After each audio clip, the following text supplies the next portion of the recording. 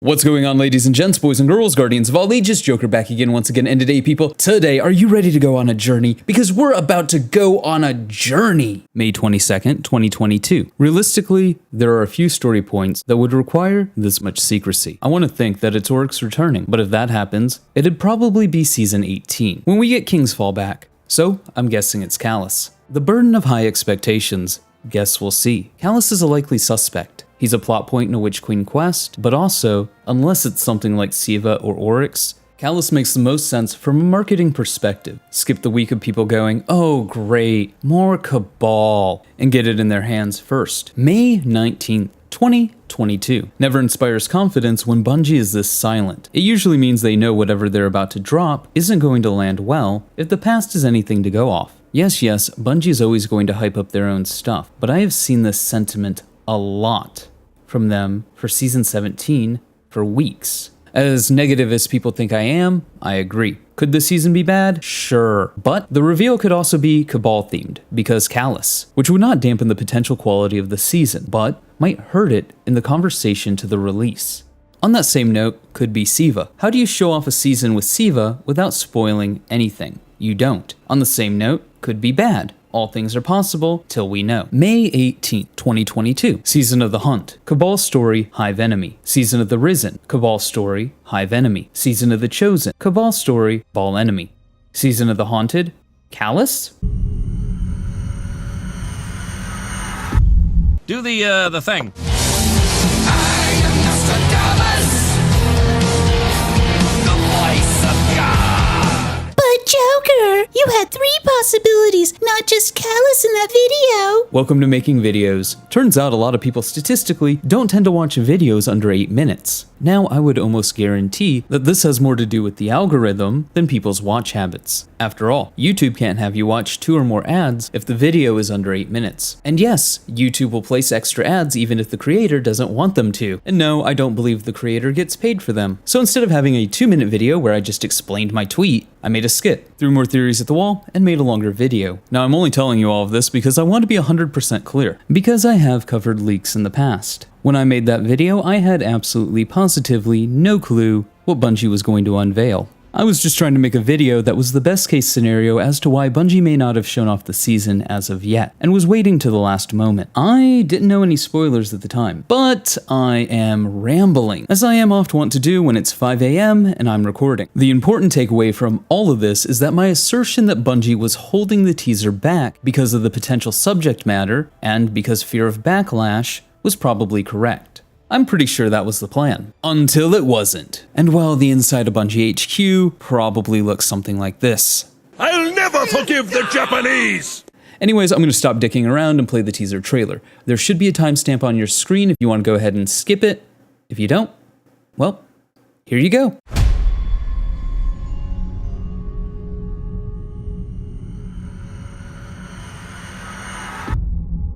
The lunar pyramid stirs to the Leviathan's call. It manifests our deepest regrets.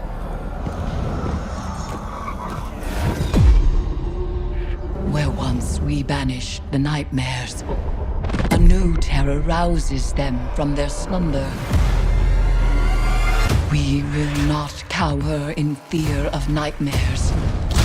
We will rise to meet the enemy and confront our darkest fears with open eyes.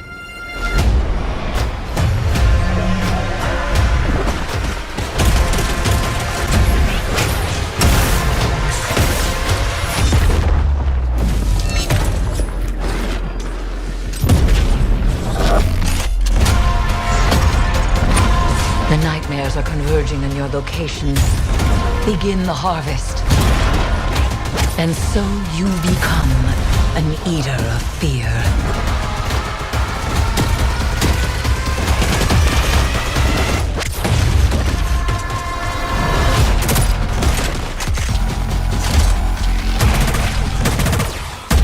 Magnificent. It is the beginning of the end.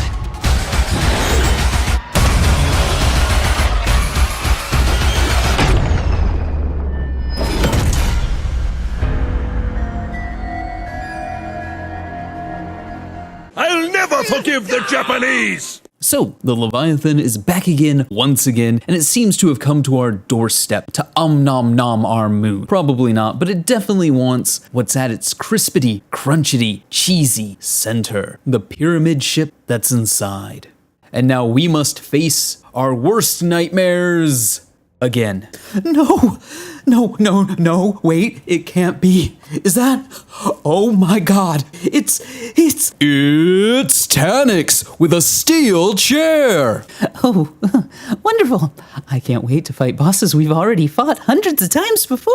I'm only mostly joking. In fact, anything with Scorn is going to be kind of interesting, given that they're this kind of eldritch, fallen civilization, and they're creating their own culture, and that's super interesting from a lore standpoint. So the teaser opens and we're treated with a money shot of the Leviathan over the moon, and a montage of places both on Luna and in the Leviathan. Places undoubtedly familiar to those of you who played the Destiny 2 Year 1 raids. However, now they've gotten a little bit of that darkness, seaweed, plant makeover. That's all the rage. We then cut to Zavala, Crow, Eris, and us holding what looks to be a seance on the moon. What's the worst that could happen? We'll rise to confront our darkest. Nope, that does not look good. That does not look good at all. So they did the trauma, sorrow, despair, manifestations.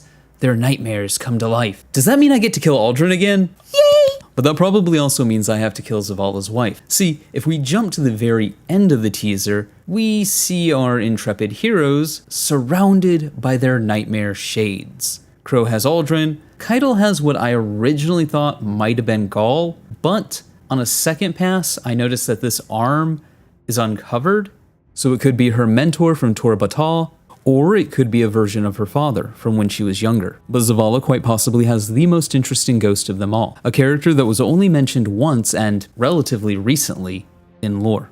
Zavala's wife, her first and only mention on the Forbidden Memories ship. Commander Zavala whisked silently through the tower, his path only lit by the pale glow of the traveler. He had postponed this trip until the dead of night, when the only souls around would be as eager to avoid conversation as he was. Here in the darkness, his title dropped away, and he was just Zavala. He had spent his day both dreading and anticipating this journey. Of all his worries, this short walk had burdened him the most. His preoccupation ended with his arrival at the memorial. It was a hodgepodge of items, provided by both humans and Elixni.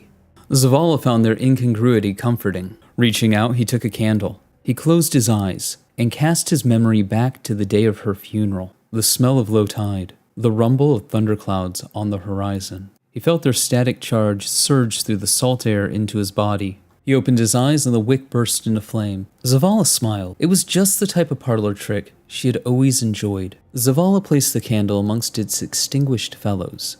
Soothed by the tiny, flickering flame, he reached back, calling forth another memory. Her lithe form curled under thin blankets, in contented sleep. The pre-dawn glow seeping into the room, her dark curls splayed across the white pillow, her musky floral scent, her clothes strewn across the furniture. He yearned to reach back and awaken her, see her drowsy smile, hear her voice, but he knew that would transform the experience from memory to fantasy. He wanted to preserve her as she was, perfect and mortal. Then the moment vanished. He was Commander Zavala once more. So yeah, when I posted on Twitter that the shade may be Zavala's wife, a lot of people didn't know that Zavala had a wife. So there you go, the only mention we have so far of Zavala's wife. The rest of the teaser is pretty straightforward. Solar 3.0 is the new and improved subclass. Solar looks interesting. I would even go as far as to say that it looks more interesting than Void did. For example, Warlocks can now do their best impersonation of Roy Mustang from Full Metal Alchemist, while Titans are doing the full Thor, not just half of it, not a little yeet and forget. Oh no. For you see, when you throw the hammer, it looks to come back to your hand, Mjolnir style. But that's not the only thing that Titans have going for it, as we see the Burning Maul Super and Solar Titan Slam, which makes me wonder if maybe, just maybe, there won't be a little bit of cross-pollination of skills. You know, Solar Titans get Titan Slam, and Arc Titans get the Hammer of Thor. You know, the actual Hammer of Thor. The other ability of note is we see what looks like a hunter throwing a double trip mine that is then shot and causes massive damage. We then get a glimpse of what will likely be the most controversial aspect of this teaser. The reissuing of Season of Opulence's weapons. Now, I'm going to go ahead and give Bungie the benefit of doubt. And no, it's not because I own all of Ostringer's skins. You gotta keep things balanced. And I know that there will be people in the comments going, But Joker, you just hate Destiny.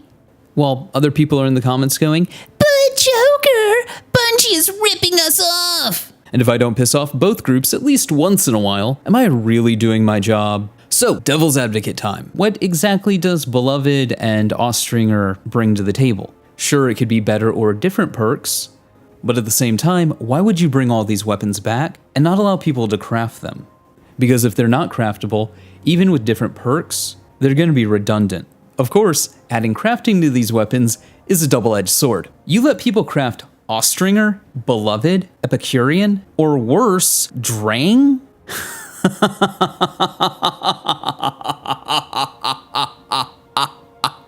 You might as well just shut Destiny down. That's it. Game's done. You don't need to add any new weapons ever. We've peaked. Now they could just be added to the world loot pool and serve as this season's version of Warmind weapons.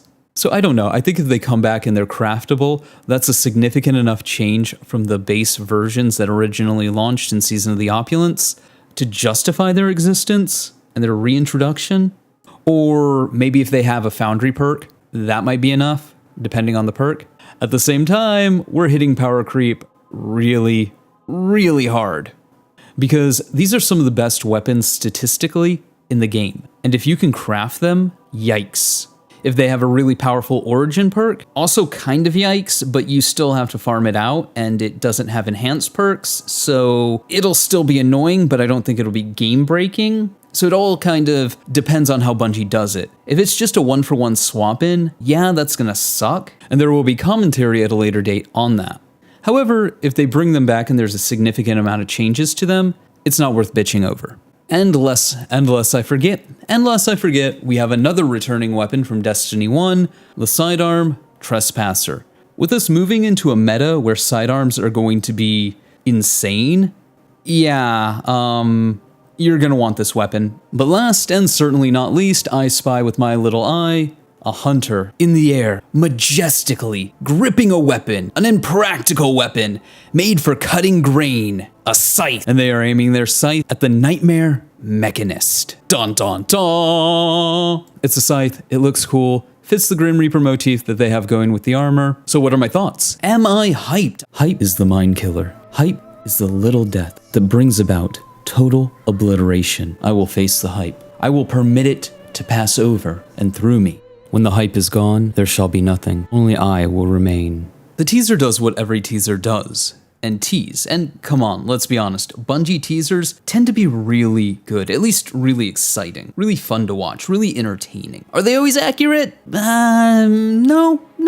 They made Shadowkeep look like a good DLC. That said, I can also see why Bungie wanted to hold this trailer back until the last minute. The Callous Shadowkeep 1.5 reveal, the reissuing of a lot of weapons, the reuse of Taniks as a boss, are all things I could see distracting from what looks like it's going to be a really interesting story for Zavala, Keitel, and Crow. I mean, we never really dealt with Crow discovering he was Aldrin, and now we see both Zavala and Keitel's inner demons as well. And who knows, maybe Crow's inner demon isn't Aldrin, maybe it's Cade. Doesn't matter. Point is, this isn't just a very interesting writing premise to me. This is a way that the game can flesh out Keitel and Zavala, while also bringing closure to Crow's story from last year and setting him on his path for whatever's next. But not only do we have Keitel, Zavala, Crow, and Eris, but we have quite possibly one of the best characters in the lore, Callus. I absolutely adore Callus as a character. He's always been fantastic. But hey, those have been my long-winded ramblings. Let me know yours in the comments below. Remember to like, but only if you did. Subscribe for more. Feel free to donate to my Patreon if you're feeling particularly generous. But above all else,